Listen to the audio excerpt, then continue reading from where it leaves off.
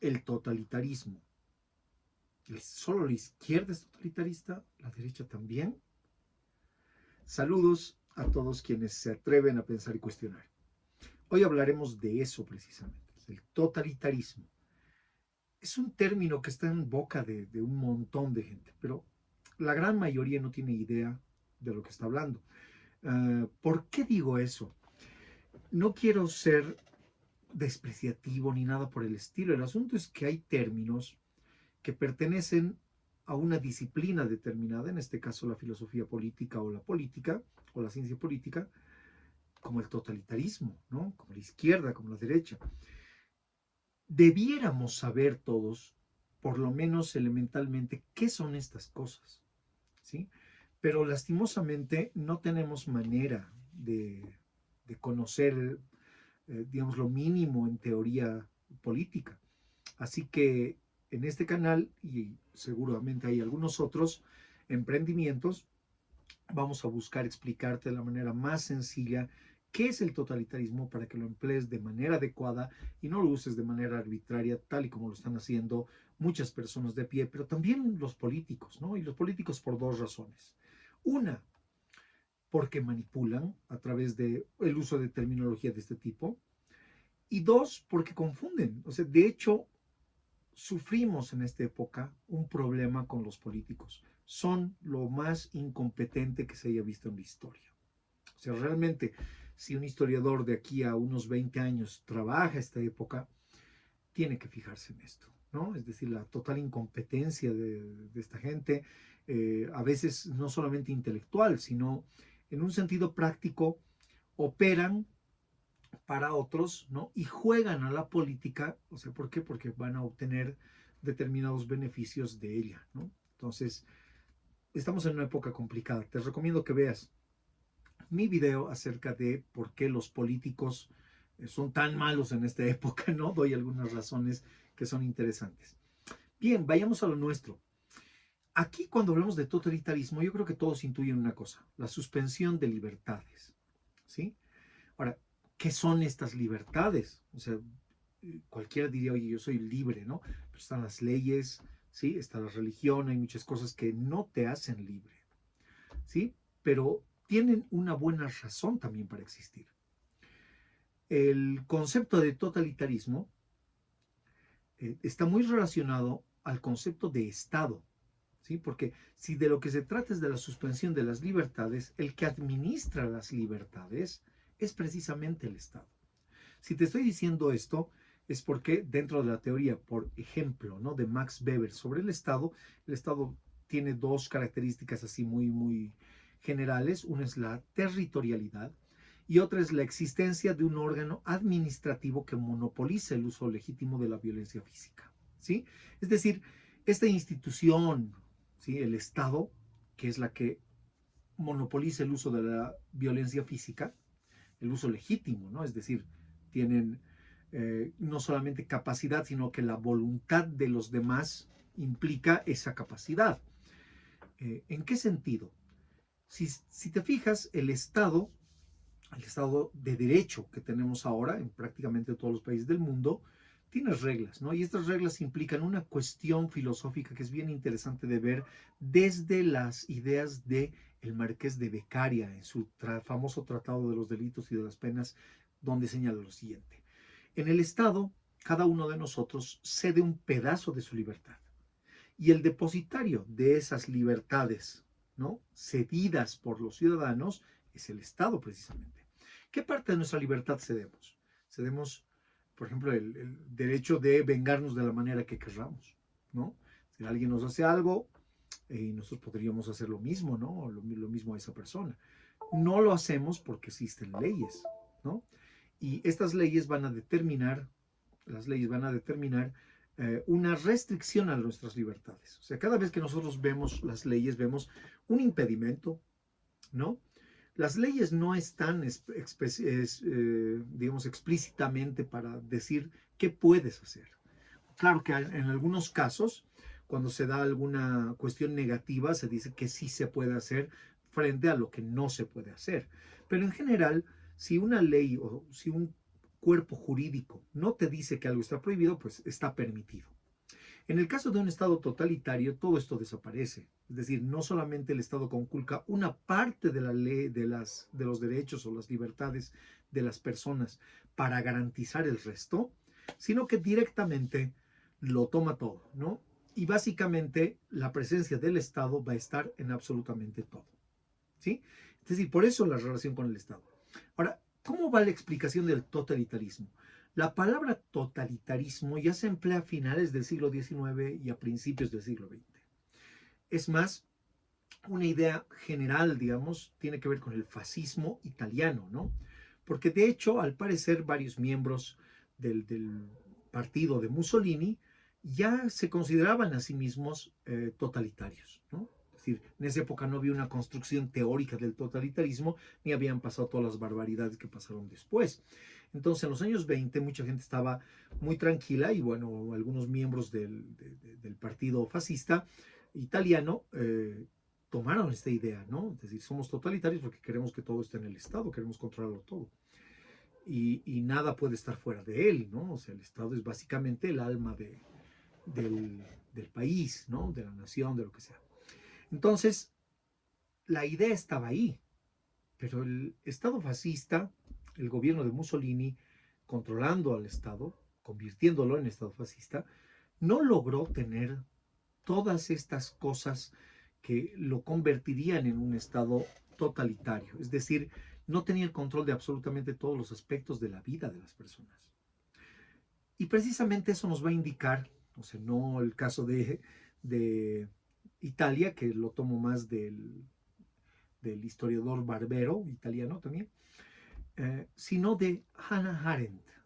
Hannah Arendt, quien después de la Segunda Guerra Mundial hace una caracterización interesante. De hecho, el totalitarismo es una forma de gobierno, ¿no? Donde el Estado va a tener el control absoluto sobre la vida pública y privada de las personas. Por eso es que Hannah Arendt hace su caracterización del siguiente modo. Lo primero que debe haber para un totalitarismo es una dominación total, es decir, eliminación de cualquier esfera de autonomía, supresión de distinción entre lo público y lo privado, ¿sí? O sea, no hay cosas mías, no hay secretos míos, sino todo es básicamente el Estado. Y todos le debemos ser leales al Estado.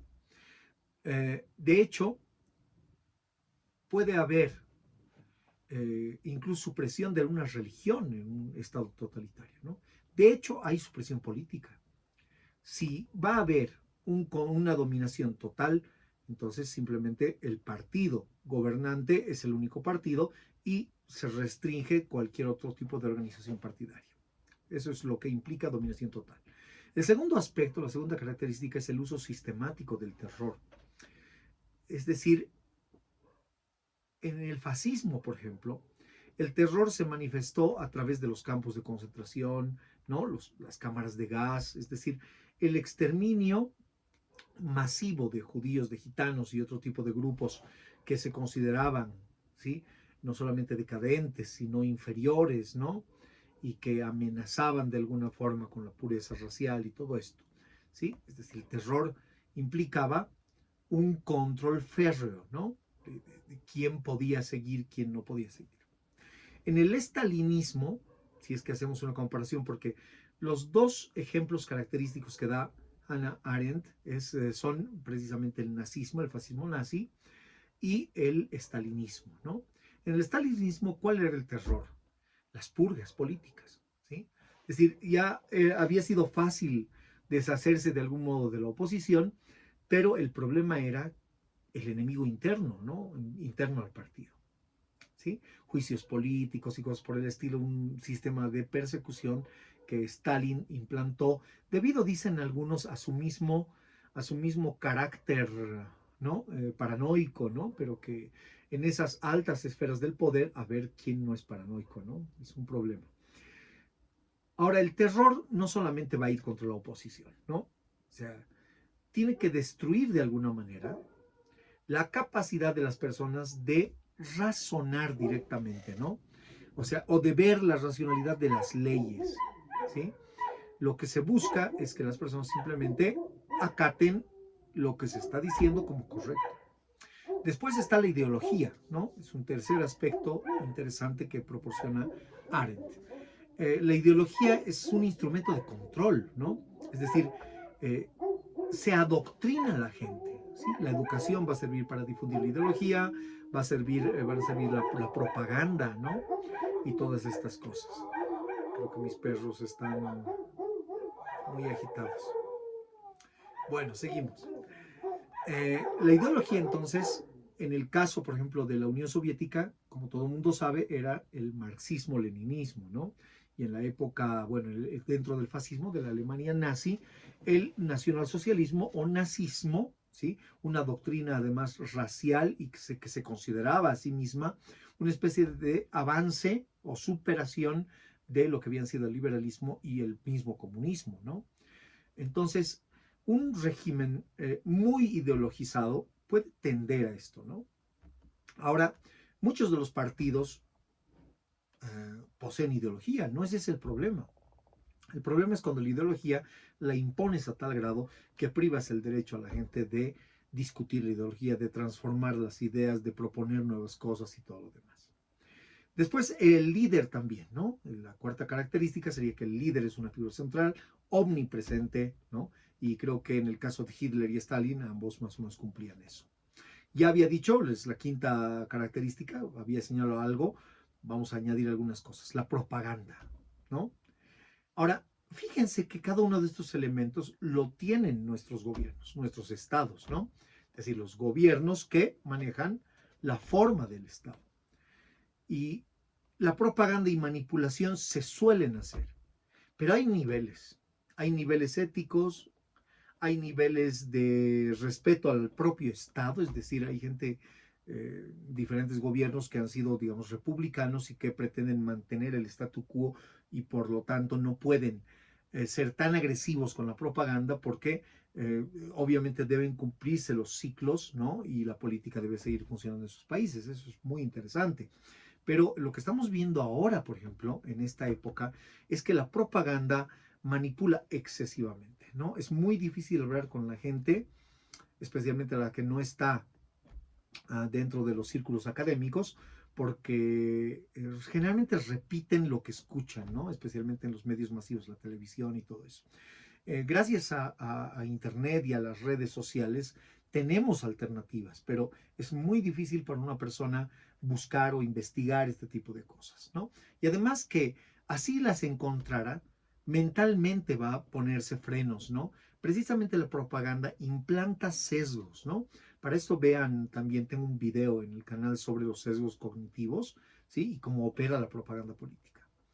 Después, fuera de la propaganda, la abolición de la legalidad. Esto puede ser en un punto máximo o un punto medio, ¿no? Es decir, la legalidad puede ser transformada, es decir, digamos, en función de la fisonomía de la propia ideología, es decir, para alcanzar los fines del partido, cosas por el estilo, pero también se ve en la abolición de la legalidad el hecho de que no se respeta la ley si es que va contra los intereses del partido, por ejemplo, ¿no? Es decir, puede ser que se mantenga, que se quiera mantener algún tipo de ley, pero esta ley debe estar en función de precisamente los intereses propios o del partido. Después tenemos, bueno, séptimo, digamos, la séptima característica de Arendt, la atomización de la sociedad, ¿no? Ella describe cómo los regímenes totalitarios desintegran lazos sociales, aíslan a los individuos, ¿no? Es decir, ¿por qué? Porque ya no se prohíben sindicatos, se prohíben partidos políticos, se prohíben asociaciones religiosas. ¿Cómo las personas aisladas así pueden resistir? No pueden.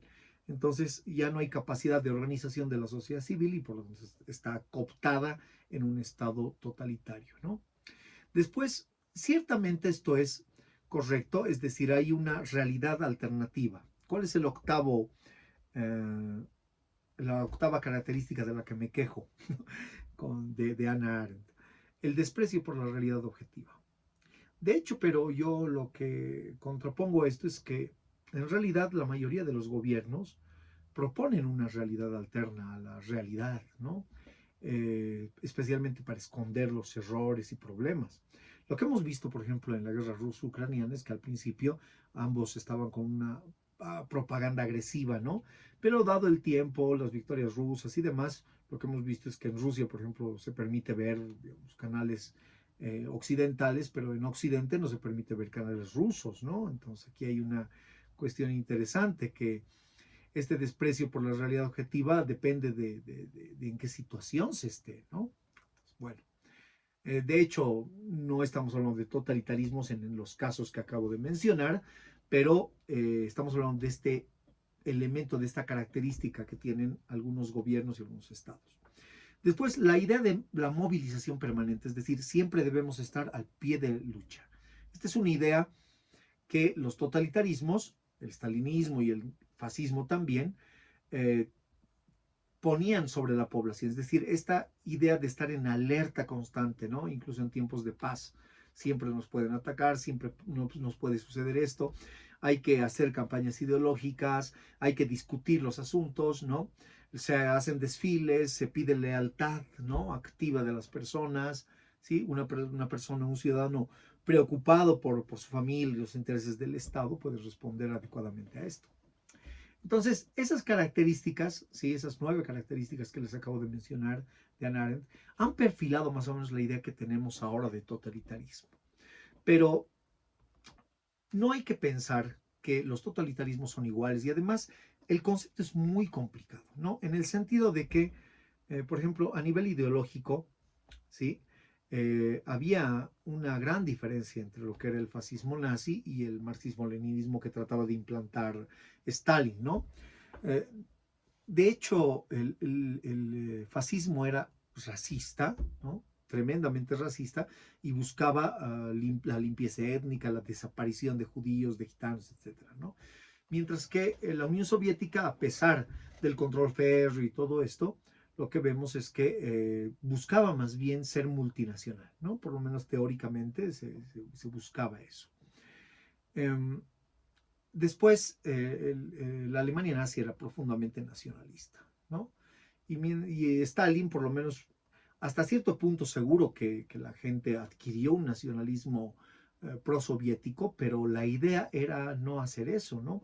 Una cosa me sorprendió de manera grata e interesante, y es que analizando cómo se vivía en la Unión Soviética, porque hace algunos años estoy pensando, ¿no? En ese tipo de cosas y voy investigando en ese orden, lo que he visto es que, uno, ¿no? Las religiones no han sido suprimidas bajo Stalin ni nada, sino que el Estado ha tomado el control de las religiones, por ejemplo, ¿no? Y la idea era mostrar al público el mundo, si el ciudadano soviético veía el mundo, no veía pues solamente cosas occidentales, ¿no? O sea, una cosa que me ha parecido interesante que les quería comentar era que, por ejemplo, a mucha gente le gusta esta canción, ¿no? Yo vi en Moscú, se presentó hace algunos años la cantante que hizo un tema muy conocido del Bollywood indio, ¿no? Que se llamaba, no recuerdo el nombre, disco, singer disco o algo por el estilo. Bueno, la cuestión es que el tema se llama, o por lo menos está titulado así en YouTube, Jimmy Jimmy, uh, después Jimmy Jimmy, Acha Acha, creo que es algo así, ¿no? Es una música disco, de una película sobre música disco india, ¿no? Que fascinó muchísimo, ¿no? Y a mucha gente le gusta ese tema, ¿no? Ese tema en específico, esa canción. Entonces, yo me enteré que en la Unión Soviética se veían, pues, producciones fílmicas de varios países del mundo, ¿no? Y eso me parece una cuestión interesante. Es decir, que a resultas, ¿no? Entendemos las cosas que promueven los totalitarismos, pero incluso en los ejemplos más consagrados de totalitarismo, como son el nazi, ¿no? El fascismo nazi y el stalinismo, yo veo que de hecho el stalinismo tiene algunos elementos que no son tan negativos, digamos, como en el caso del fascismo nazi, ¿no? Así que estos conceptos, fíjense, en estados tan rígidos, ¿no? De suspensión de libertades, ambos, ¿Cómo podemos nosotros utilizar totalitarismo cuando directamente, o sea, en nuestros países prohíben, qué sé yo, alguna cuestión nocturna, ¿no? Cierran negocios o hacen tal cosa y demás. O sea, los gobiernos hacen cosas que a veces no están muy bien hechas, ¿no? Pero de ahí a llamarles totalitaristas ante cualquier paso que den es un absurdo. Fomenta dos problemas, ¿no? Uno, fomenta la ignorancia de la gente. Es decir, todos empiezan a llamar totalitarismo cuando uno comienza, por imitación, ¿no? Digamos, al sujeto o al gobierno del que se está hablando, ¿no? Porque de una persona, en vez de decir eres autoritario o tratas de imponer o demás, se le dice eres totalitario. Eso no es cierto. Es absurdo decirlo. Y los estados latinoamericanos, de hecho, no hay un solo estado que sea totalitario en este momento aquí en Latinoamérica. Yo veo un estado que sí está moviéndose hacia el totalitarismo, porque tiene acciones muy complicadas, muy comprometidas, ¿no? Estoy hablando de uno de los beligerantes, ¿sí? Que no han llamado elecciones con la excusa de la guerra, cazan a las personas directamente en las calles, ustedes ya deben saber de qué estado estoy hablando, ¿sí? Es decir, no piensan en los intereses del propio Estado, sino que funcionan a través de operaciones externas, ¿no? Y por lo tanto las libertades se han suspendido absolutamente, ¿no? Entonces, ese Estado, por ejemplo, sí lo podríamos denominar un Estado que camina hacia el totalitarismo, ¿no? De hecho, es un Estado ya terrorista, ¿no? Y conocemos otro Estado terrorista, ¿sí?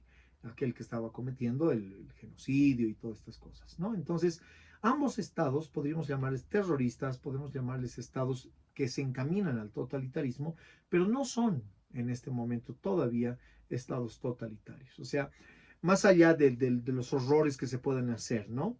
Y en el caso de otros estados que han sido llamados totalitarios, por ejemplo, el de Víctor Orbán, ¿no? De Hungría, o el de Vladimir Putin en Rusia, ¿no? O sea, de hecho, todo esto responde eh, lastimosamente a la ignorancia de las personas, ¿no? Es decir, al usar libremente, arbitrariamente los conceptos. Entonces, espero que te haya quedado esto clarísimo. Ya sabes, un Estado totalitario, ¿sí? Suspende las libertades, pero se inmiscuye en toda la vida, en la vida de las personas, ¿sí? No son ni de derecha ni de izquierda, es una forma que adquiere el Estado a partir de los intereses de una ideología de un gobierno determinado. ¿Sí? Entonces, para hablar de eso es muy complicado. Y lo mismo con eso de dictadura, ¿no? O sea, Putin es un dictador, me decía un amigo que había llegado de Estados Unidos. ¿Cómo te consta? O sea, ¿cómo crees eso? Es decir, ¿en qué te basas, no? Bueno, a fin de cuentas, repetimos como loros lo que dicen. Si a mí me dicen, por ejemplo, Biden es un dictador o Trump es un dictador, ¿cuáles son las pruebas, no? Es decir, ¿qué es lo que han infringido? ¿Cómo se han hecho sus elecciones y fuera de las elecciones, ¿no? ¿Cómo asume el poder? ¿Sí? Los estados adquieren formas especiales, ¿no? Regímenes de excepción. En los regímenes de excepción que se dan en casi todos los países, a veces se suspenden algunas libertades, pero nunca se suspenden todas las libertades. El único sistema que conocemos ahora que suspende casi todas las libertades y además se mete en todos los aspectos de la vida de las personas es el totalitarismo, ¿no? Pero eso no ha habido desde estos ejemplos que acabamos de dar. Entonces, emplea correctamente los términos, tampoco puedes llamar fascista a quien sea, y no le puedes llamar de izquierda, comunista o socialista así nomás a las personas, ¿no?